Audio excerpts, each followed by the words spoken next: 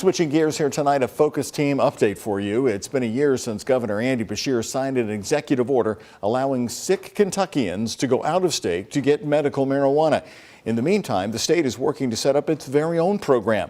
Here's Focus investigator John Charlton explaining what the federal government can do to help. As shippers of CBD, growing their business with THC would make sense.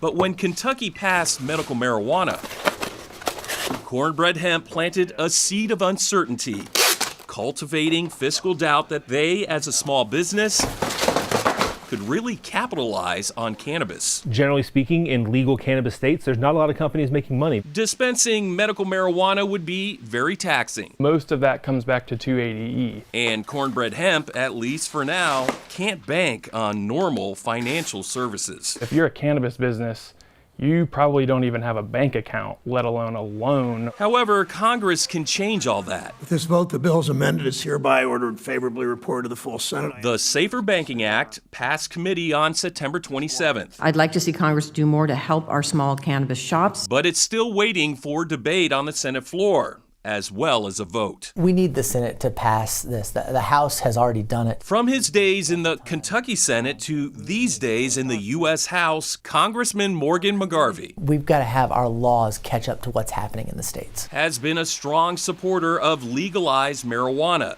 And from a financial standpoint, There are too many obstacles right now. he says a Safe or Safer Banking Act will greatly ease the burden on legitimate cannabis businesses by unblocking basic banking services, such as, for starters, setting up a safe account to deposit money in. From what I understand in other states, it's dealing in cash. They have nowhere to put it. That's right. And then they're targets. If you're a legitimate business and you can't deposit your funds into a bank, you can be a target.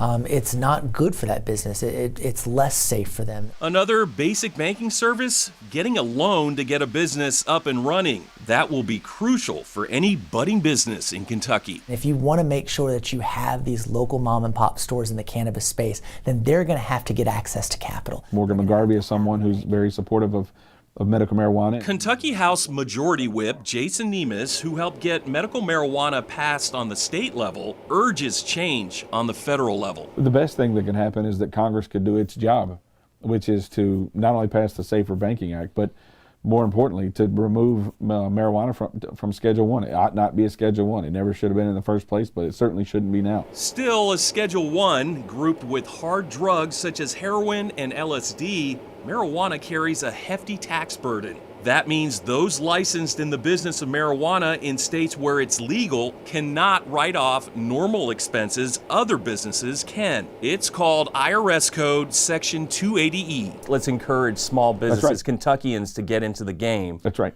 But when they have to face this, Yeah. why would they want to get in the Well, game? it's another challenge, right? That's why the particular businesses that come to the space need to have their eyes wide open. Rescheduling cannabis, the state told Focus, would eliminate this tax issue. In the meantime, in some other states, they have decoupled their tax code from 280E, meaning they don't adhere to that section, allowing deductible business expenses on state taxes. Doing that in Kentucky, however, would take an act of the General Assembly. We're going to have a bill this year to do some cleanup stuff. That's one thing that we could have. I will certainly reach out to the governor's office on that because we want to make sure that we're helping Kentucky businesses succeed in this space. John Charlton, WHAS 11, on your side. With the current law, the Kentucky Medical Cannabis Program must establish regulations for licensing by July 1st of next year, 2024. The program is supposed to be up and running by January 1st of 2025.